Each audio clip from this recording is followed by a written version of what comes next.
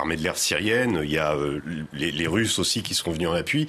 L'offensive terrestre, elle est menée par le groupe armé du Tigre, qui jusqu'à présent se trouvait dans la zone d'Idlib, dans laquelle il a grignoté en fait la poche rebelle d'Idlib, après avoir reconquis en gros tout l'Est syrien sur l'État islamique. Donc c'est un groupe armé très aguerri, très puissant, qui est redescendu sur Damas pour justement reconquérir la Routa. Il faut quand même préciser que la Routa, c'est une zone qui échappe au contrôle du gouvernement depuis quasiment le début de l'insurrection en 2011. C'est une zone très pauvre qui se situe à l'est, mais la Routa en fait englobe l'ensemble de c'est une ceinture en fait autour de Damas. Et cette ceinture finalement, à certains moments, pour le régime, elle a représenté une véritable menace.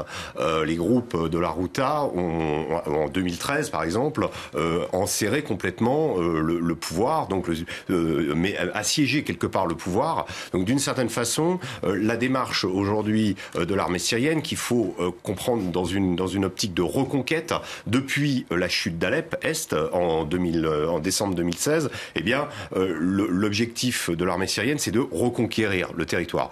À l'époque d'Alep Est, elle tenait à peu près 30% du territoire syrien. Aujourd'hui, on s'approche de 60%.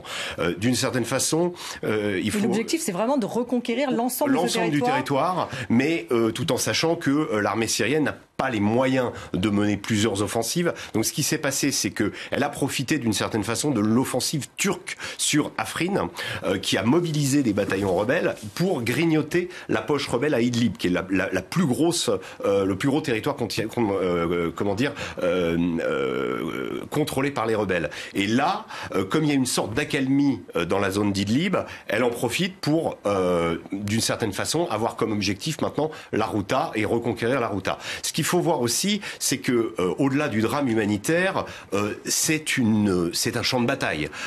En face, vous avez deux groupes principaux qui s'appellent Felak al-Rahman et Jaish al-Islam, qui sont deux groupes extrêmement puissants, qui ont été financés, armés par les Saoudiens. Rebelles, donc, hein. Absolument. Qui ont été et qui attendez, parce que il faut voir qu'aujourd'hui, par exemple, vous avez dans la périphérie est de la Routa des combats.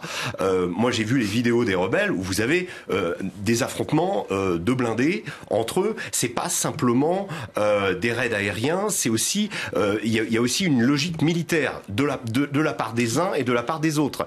Et on n'est pas simplement avec une petite guérilla, des types avec des kalachnikovs qui balanceraient des bombes sur l'armée syrienne. On est avec des gens qui ont des tanks de chaque côté, qui ont de l'artillerie, qui ont des orques de Staline. La seule différence que les rebelles n'ont pas, c'est qu'ils n'ont pas d'aviation. Ça, c'est l'avantage principal de l'armée syrienne. Mais sinon, il s'agit quand même d'un combat militaire. Voilà. Jean-Marc